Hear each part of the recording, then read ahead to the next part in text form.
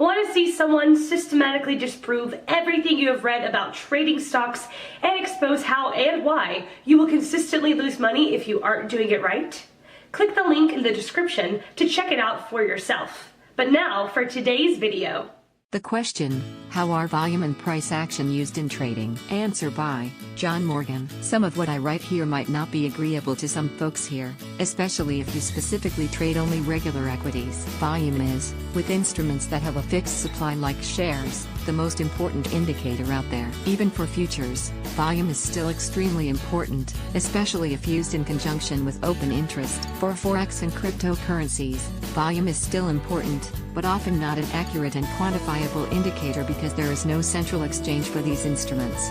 For example, the Forex broker Forex.com does not have volume, but Oanda.com does have volume, but anything with volume visible or not visible is still going to trade the same. There is nothing new in the markets, as Jesse Livermore is oft-quoted saying. Applying VPA, volume price analysis, also called volume profile, which is wrong but it's just called that now, is an incredibly powerful tool for analyzing price and volume. I mean, it really can't be disregarded. There is a reason that this is usually not part of the free indicators in many charting platforms, where the volume indicator just shows you the total amount traded for that time period. VPA shows you the volume at a price level. Observe, VPA is the horizontal bar/yellow boxed area. That is a representation of the Dow minis trading for last week. Now notice how quickly price moved from the top to where it is now. There was almost no resistance to the drop, but as it got lower and at certain prices, we got more volume. And this is an image of the NQs trading 3 weeks worth. Now look at those volume bars, horizontal ones, where you see areas of little to no trading volume at a price level. That is something to pay attention to. That's like a vacuum, sometimes it wants to test it, fill it with something. And watch as price moves from the current and previous POCs. The POC is like a magnet. It's where most of the volume has been trading. The farther away price gets, the harder and stronger it wants to come back to it. But also observe what happens when price breaks away from it when tested multiple times to test higher or lower. VPA is extremely useful and I consider it an essential tool in my trading toolbox.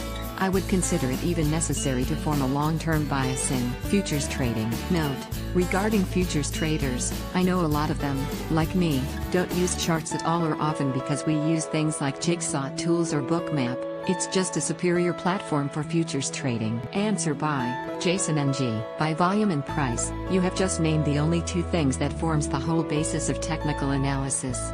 That's how price and volume is used and is important in trading. Technical analysis is deriving information about the past, present and future behavior of a stock through analysis of the only two publicly available information, price and volume. These two pieces of information are presented in various different formats on a stock chart, bar chart, candlesticks, etc., so that one who is experienced with the chart type could tell at a glance what is happening and probably what is going to happen next. On top of charts, technical indicators such as stochastics, moving averages, RSI, etc., are designed using various formulas surrounding the use of the stock price and volume in order to provide various other information on the stock behavior, such as overbought, oversold condition, resistance and support levels, etc. The usage of all of the above in order to arrive at a trading or investment decision is what technical analysis is all about, just derivatives of only two pieces of information.